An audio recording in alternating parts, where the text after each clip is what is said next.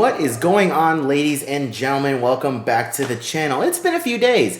I just want to thank you guys so much for all the support that you guys have been showing me over the last week or so, ever since the Magic Kingdom reopened. The response to those videos has been absolutely fantastic. I love each and every single one of you. Whoever liked the video, whoever subscribed to the channel, whoever left a comment.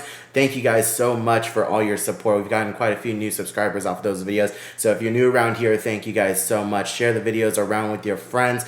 We're happy that the parks are reopening, but they are not reopening under the best circumstances. Even though the parks are reopening, we are still going out there and we are trying to promote safety in the theme parks. We go out there, we try to have fun, but we also want to show exactly what the parks are doing to keep you guys safe. And we give our honest reviews as to whether or not we felt safe visiting the parks. So that's what today's video is going to be about. We're going to be giving our overall review of our experience at the Magic Kingdom over the last week. As you guys probably know, we already went to the Magic Kingdom twice. We visited for a cast member preview and we visited during an annual pass holder preview. I'll leave a link to those videos down in the description below if you guys want to check those out. And I'm sure there's going to be a link up in the corner as well for you guys to click on if you guys haven't yet checked out those videos. Also guys, another thing I wanted to mention, in the first Magic Kingdom video from the cast member preview, I did mention a giveaway. We are giving away some merch from our store. Go into that video, leave a like, drop a comment, let me know how many times we used hand sanitizer in that video, and if you guys want an extra round in the drawing, it doesn't hurt to follow me on Twitter as well, at Theme Park Express with only one S. We are going to be doing another video this coming week where we will announce the winner. We are also going to be doing another giveaway that is merch related. Just keep an eye out on the channel for that. So getting into the topic of today's video, did we feel safe at the Magic Kingdom when they reopened? What did we see? What did we experience? What were my overall thoughts? Unfortunately, Coda's not here right now. She is working, but I did want to get this video out there. She did share her thoughts with me to convey onto you guys. Another thing that I did want to mention real quick though is that we are going to be doing a separate video comparing Disney World and Universal Studios and which parks we think are the safest. So Coda and I were lucky enough to be invited out to the cast member preview a day before the annual pass holder preview, and my God, it was an absolutely fantastic experience. From the moment that we pulled in, we immediately felt that Disney was doing their absolute best to keep guests safe. All the cast members were wearing their face masks. Attraction cast members were wearing face shields. And even cast members that weren't wearing face shields, they had face shields clipped to their belt loops or somewhere on their person. They had a face shield. The majority of cast members had. And I'm all for that. I already said in the last video that we did, I'm all for that. As long as cast members are safe and they feel safe, then I'm all for it. If you're going into an attraction and they're wearing a face shield, I don't feel like it takes away from the magic at all. I honestly don't. In this day and age, if we're all wearing face masks, then what's the big deal about them wearing face shields on top of a face mask? If it keeps them safe, and again, I'm a big advocate for cast member and team member safety. I have a lot of friends out in the Orlando area who work at both Universal and Disney, and I want them all to be safe. We parked our car and we walked on over to the temperature screening at the Transportation and Ticket Center. Very, very easy. The employees there are from Advent Health, at least I think they are. The tents say Advent Health, and the employees that were there did have shirts that say Advent Health. They didn't have regular Disney name tags, so I assume that they were third-party Advent Health employees that were going and taking your temperature. Very quick and easy process. The new security process at the Magic Kingdom and at Disney parks is very interesting. From what I hear, at the Animal Kingdom, they are testing their new software where you don't have to search through, your bags. You can just kind of walk through a metal detector of sorts, and it's made to detect weapons or explosives or anything like that. So it's very interesting. Next time we go out to Animal Kingdom, we'll be sure to check that out. But over at the Magic Kingdom, you are able to keep everything in your pockets and in your bag, and you just walk through a metal detector. They do ask you a couple questions, whether you have aerosols, any water bottles, any other kind of metals, or selfie sticks, the whole 9 yards. And if you have anything like that, you need to pull it out and put it in a separate bin, and you go ahead and walk through. For me, I did get an additional screening because I did beep when I went through the metal detector, whether it was my camera or my tripod. I'm not entirely sure what it was, but they did have to go searching through my bag, which wasn't a big deal at all. So over at the Transportation and Ticket Center, the process is very similar to what we had in the past. Now, on both days that we went, we did use a different form of transportation to get to the Magic Kingdom. One day we used the monorail, the other day we used the ferry boat. I am going to be uploading a separate video on our monorail experience leaving the park, but I'm going to go ahead and give you a quick overview of that right now. So when we got to the TTC on both days, we were there at about 2 o'clock in the afternoon. We really didn't want to be there for the morning rush. We really didn't want to be in that environment, and we already knew that it was going to be kind of crazy. And from what we saw online, it kind of was crazy. There were a lot of people there, and cast members were telling people where to go and where to stand. We showed up at about 2 o'clock in the afternoon, and everything was very smooth. We walked right onto the monorail. We got up there, they directed us, they told us exactly what number to stand on, and that was going to be our little compartment. If you guys have ever ridden the monorail before, you know that each individual section of the monorail is separated into two little compartments of sorts, where you can board in two separate sides, two different doors, and be in the same little vehicle, in the same little car of the monorail. So it's very, very interesting, and they have a barrier. Now, it's not like it's not like a hard plastic barrier. It doesn't completely separate you. There are gaps on the top and on the bottom. So if you guys are riding the monorail, I would recommend sitting away from that barrier, because if you guys are sitting back to back with someone, who's to say that a toddler can turn around and cough or sneeze or whatever in between that gap. So we would personally recommend sitting on the opposite side of whatever barrier is there. Going into the Magic Kingdom, we were seated by ourselves, and there was another party on the opposite end of the barrier. But leaving the Magic Kingdom, it looks like they were seating two parties per little cabin in the monorail, which was really, really interesting, and I'm not sure how I felt about that, because it's a very enclosed space, and yeah, you do have a little bit of space between one bench and then the other bench, and then the divider, and then another bench, and then another bench. If you've ever ridden the monorail, then you know exactly what I'm talking about. But I wasn't entirely too comfortable with being in the monorail with another party sitting directly across from us. Now, again, they were all wearing masks, so that was a thing, and everyone was sitting down. No one was standing up in the middle. So it all depends on what your level of comfort is as far as the monorails are concerned. But for us personally, I don't think we will be riding the monorail again leaving the park. Going there, yeah, sure, if it's empty and there's no one really going into the park at that time, then I'm sure you're going to be by yourself in your own little monorail cabin. But leaving the park, they're going to try and get people out of there as quickly as possible, because they obviously can't pack everyone into sardines like they normally would. So they'll definitely have to probably put 2 and 2 together as far as parties in the monorails. Now, the next day we did decide to take the ferry boat, and the ferry boat was a very similar situation. The cast members did tell us what number to stand on, and I think the numbers corresponded to what number ferry you're going to be on. If you're on number 1, you're going to be on the next ferry out. Number 2, you're going to have to wait 2 ferries in order to get out, and so on and so forth.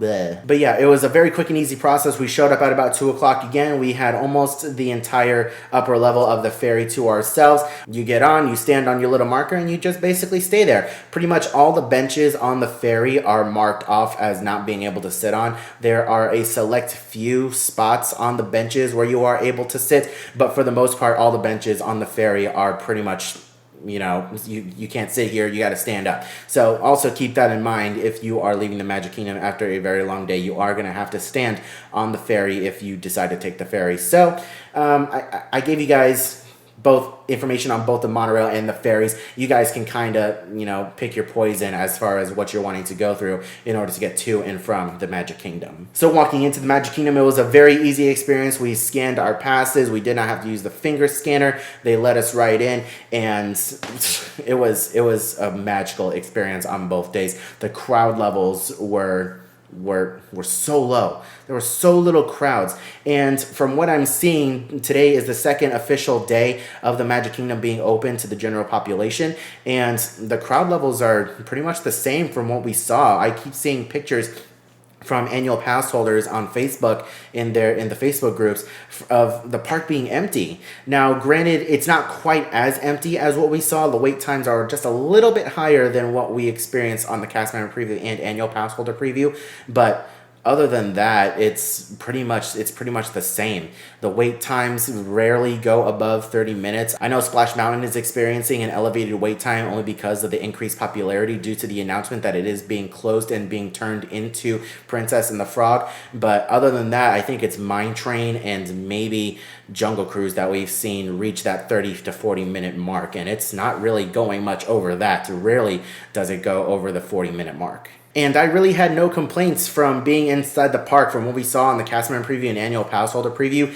99.999% of guests that we saw were all wearing their masks properly. They had their noses and mouths covered, and we didn't see anybody walking around without a mask on at all unless they were eating or drinking. They had something in their hands, and I had no complaints from the guests there, which is very, very good compared to what we saw when we first went to Universal Studios and Busch Gardens and SeaWorld. The level of care that we saw some of the guests taking at Disney was night and day compared to those parks. Another thing that we did want to point out, though, that was really weird is that we didn't see that many hand sanitizing stations spread out throughout the park. The only place we really saw hand sanitizing stations was going into the stores and going on and off an attraction. There was always a hand sanitizer station or two located at the entrance and the exit of the attraction. But with Disney, they don't force you to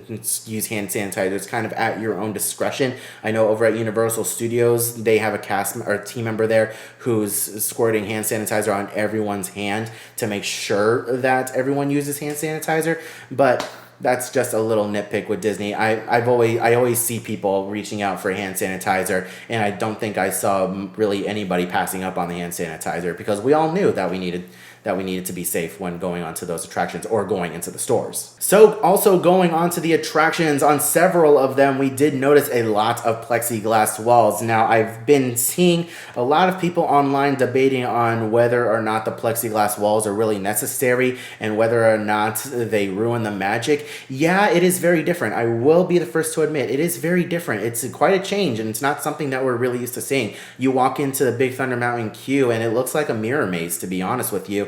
And several other creators out there that I've seen from their videos, they go into that queue and they're like, this feels like you're walking through a Halloween Horror Nights maze. It's so claustrophobic and tight in there. And it felt like a haunted house. It felt like you were in a haunted house or a mirror maze.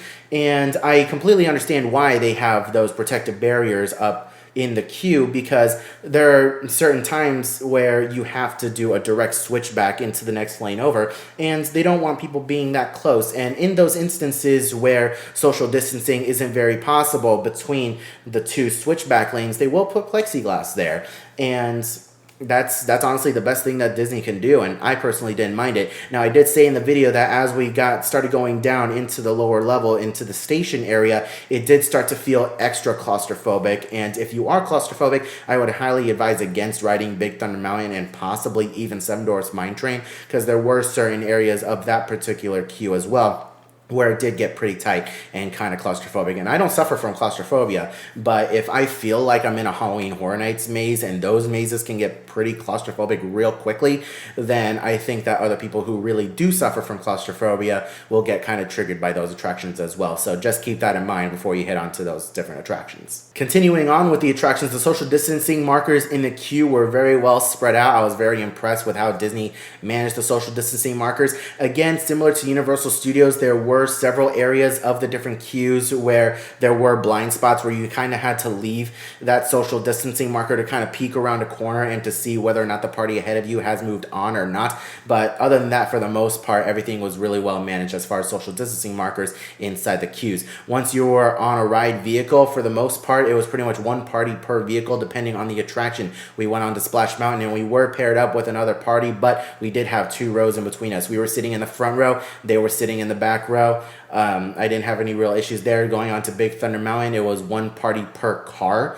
So you have the different cars on the train, and it was just 1 party per train, or per car, sorry. Now, one thing that I did want to mention, on the cast member preview day, we went inside the Emporium to do some shopping, and we were not expecting the crowd levels that we saw inside the Emporium. We weren't expecting to see what we saw. There were a lot of people inside the Emporium, and the social distancing in there was non-existent out the window. We saw better social distancing at the Universal Studios garage sale than we did inside the Emporium on that day. Now, one thing that I forgot to mention in the video that I want to bring up now is that during the cast member previews, all cast members had 50% off on all merchandise. So just keep that in mind. A lot of cast members were taking advantage of that and going in and grabbing as much merchandise as they can, because everything was 50% off for cast members. And it's very well deserved. It's very much so deserved for the cast members. I love that they're getting that kind of discount. And I think cast members right now are getting 60% off on select hotels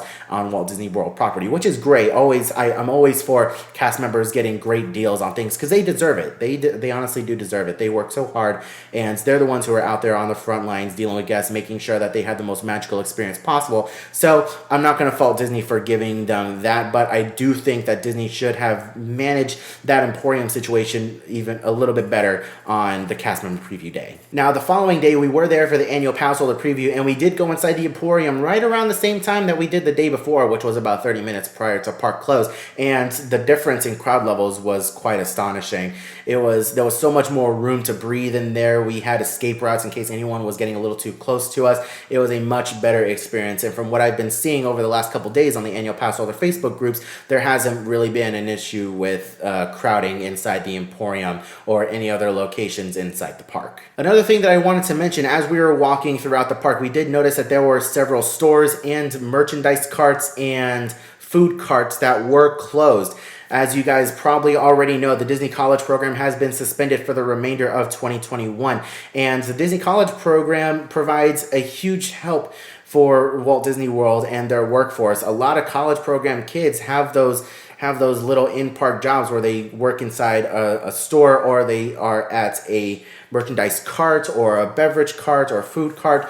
There were a lot of those individual carts closed. You walk around, and if you know the Magic Kingdom or any Disney park, those little blue carts that sells ice cream, or the red carts that sell popcorn, and those little pop-up merchandise carts that you see outside of attractions sometimes, a lot of those were closed. Now, I haven't received word or haven't heard anything about those stores possibly reopening when the general public was allowed in, but that's just what I observed when we went during the cast member preview and the annual passholder previews, that a lot of those little locations were closed. Last thing that I want to touch on is the sanitation. According to one of the managers that we saw on Peter Pan's flight, they are supposed to sanitize the attraction vehicles every 2 hours, if not more, at the Magic Kingdom. So we were in line for Jungle Cruise, I believe, and we did get an announcement that we were possibly going to experience an increase in our wait time because of the sanitation of the vehicles. We have several videos out there on Twitter and pictures on Twitter of them sanitizing ride vehicles at both Splash Mountain, Peter Pan's Flight, and Jungle Cruise. They go in there with their little buckets and they spray everything down, they wipe things down, and then they send the vehicle through the attraction once or twice, depending on the length of the attraction, to let the chemicals really set in. So that was honestly really fantastic, and we always saw cast members out cleaning high-touch areas and the trash cans and everything with their lids being tucked open so that you didn't have to touch. We really felt that Disney was doing a great job. Now, one last thing that I wanted to say just to kind of wrap this thing up. A lot of people are very concerned with the case increases in Florida and whether or not it is safe to go to the theme parks. Today, as of me making this video, we had a 15,000 case increase. Florida set a new record for increase of coronavirus cases in the state of Florida, which is really scary. It's really, really scary. But one thing that I wanted to say is that we felt safe.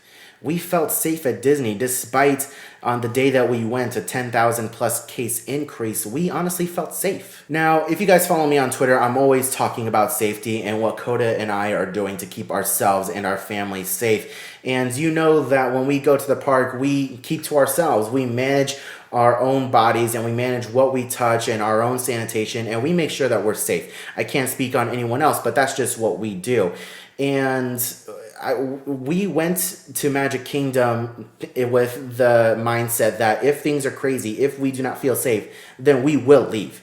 We did that at SeaWorld and at Busch Gardens. We did not stay in those parks for very long at all. We did not feel safe at all, and we left. We were there for maybe a few hours, and then we just left. We didn't even get to the entire park in those videos. So we went into Magic Kingdom thinking that, you know, if we did not feel safe, we were going to leave.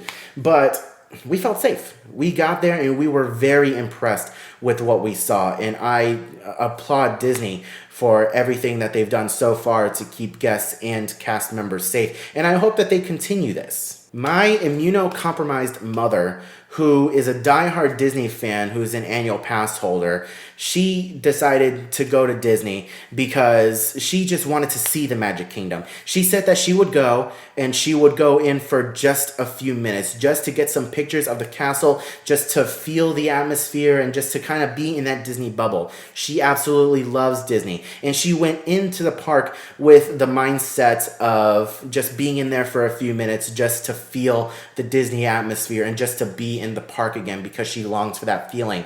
And she was going to leave. She was going to leave after a few minutes, but she walked in and she walked around for a little bit, and even she felt safe. She has been stuck in her house for months, refusing to go anywhere really. She's been doing all of her grocery shopping and any other kind of shopping online, and doing the drive up where people just drop the stuff in your trunk and you leave. She hasn't gone inside any stores really.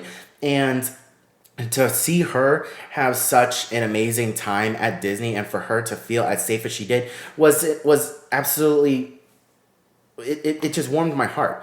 It was so nice to see both my mom and my dad, who have been so concerned about this virus, feel safe at Disney. And I hope that that can say something to you guys as well, is that even my folks who are so concerned about the virus, if they can feel safe at Disney, then you guys should feel safe too. Now, I am putting out this video now saying that I think Disney's safe, but if I find out that Disney is slacking and they are slipping up and they are messing up, and their attention to sanitation and cleanliness and safety of guests and cast members slips, if that attention goes down, I will call them out on it, and I will make a separate video discussing what we're experiencing and what's going on.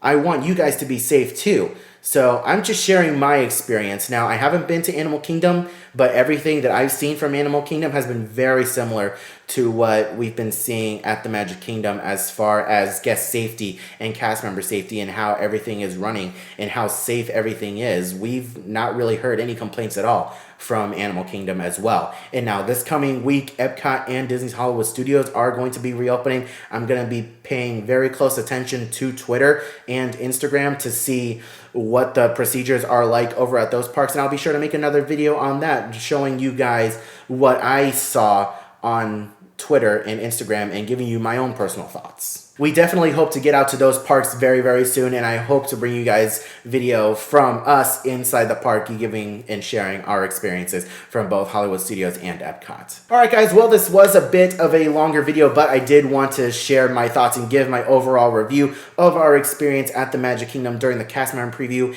and the annual pass holder preview. We do have a park pass reservation to go back on August 7th. That is the very first day that silver pass holders are able to get back into the park, so we do have a reservation for that. And another video that I want you guys to look forward to is that this Thursday we will be going back to Disney to go and eat at Chef Mickey's for breakfast. I'm super excited to share that video and to go out and experience that, and to show you guys what the new restaurant procedures are like at Walt Disney World, especially with a former character breakfast. Chef Mickey's is not a character breakfast anymore, and the price has been reduced. So we're gonna go and we're gonna have fun, and we are going to eat all the Mickey waffles. I'm so excited.